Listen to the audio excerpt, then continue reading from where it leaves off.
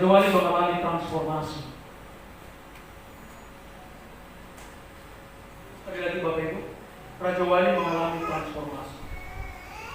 Kalau Raja Wali dewasa, kalau dia sudah mencapai umur 40 tahun, ternyata Bapak Ibu, Raja Wali itu usianya panjang-panjang, Pak. Tetapi dia harus perhatikan ini Bapak Ibu.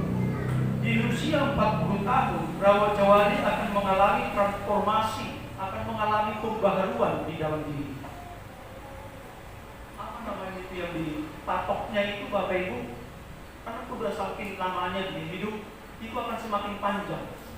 Dan itu sangat berguna bagi dia untuk mengambil makanan dan bisa dimakan.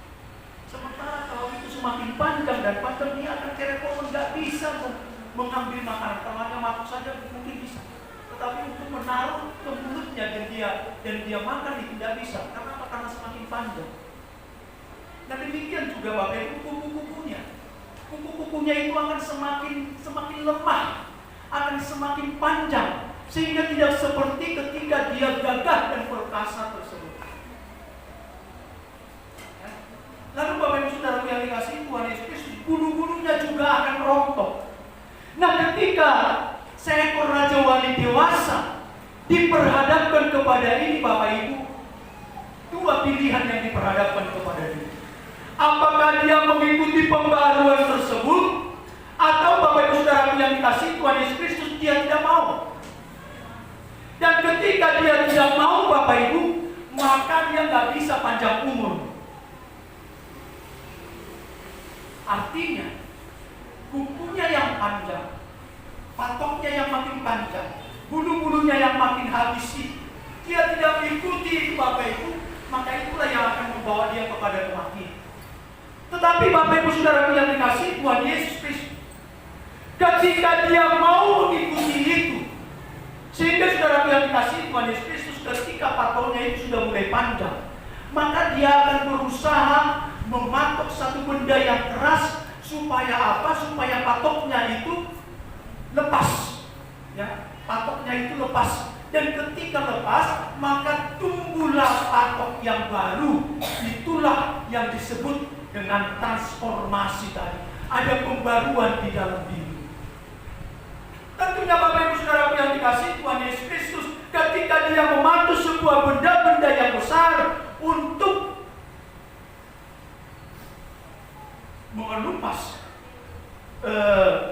patoknya tadi, tentunya itu sakit Bapak. Sakit. Demikian juga kuku-kukunya.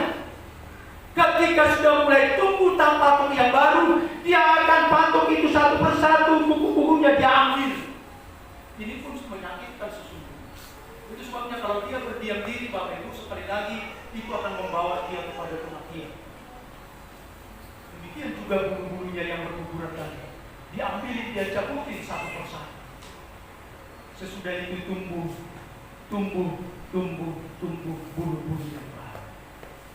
Ketika itu sudah lengkap semuanya, patoknya sudah baru, sayapnya sudah baru, bulu-bulunya sudah baru, kukunya sudah baru, semuanya sudah baru, maka Bapak Ibu Saudara yang dikasihi Tuhan Yesus Kristus, dia dapat melanjutkan kehidupannya kembali.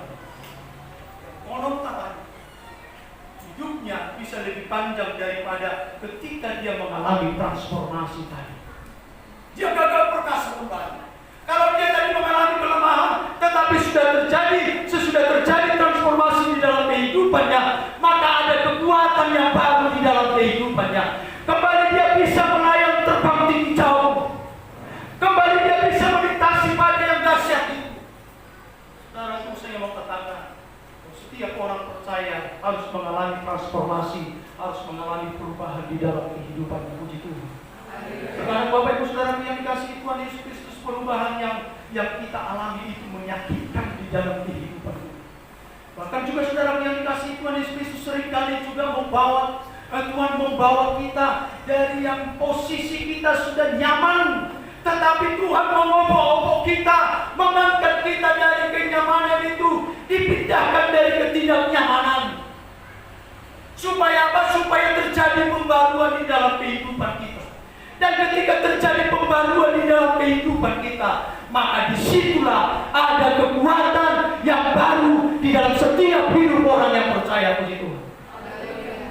Tuhan katakan, Bapak Ibu Saudara yang dikasihi Tuhan Yesus Kristus, dalam 2 Korintus 5 ayat 17. Jadi siapa yang ada di dalam Kristus, ia adalah ciptaan yang baru, yang lama sudah berlalu, sesungguhnya yang baru sudah datang. Berapa banyak di antara kita yang mau mengalami transformasi? Haleluya. Seberapa banyak? Haleluya. Haleluya. Mungkin itu menyakitkan engkau, tetapi lihat baik-baik. Itu menyakitkan, tetapi itu membawa engkau kepada satu kekuatan yang baru. Kita baca Bapak Ibu, Roma 12 ayat 2. Ayat yang tidak asing bagi kita. Roma 12 ayat 2.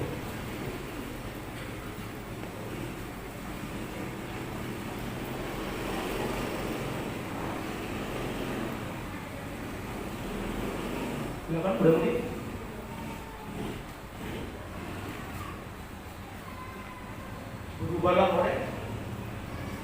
Berubahlah oleh pembaruan ini.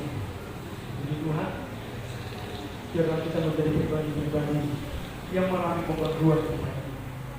Ketika kita masuk di dalam pembaruan, maka lihatlah hal-hal yang baru, hal-hal yang besar akan terjadi di dalam kehidupan. Mari Bapak Ibu saya kasih mau kita bagi.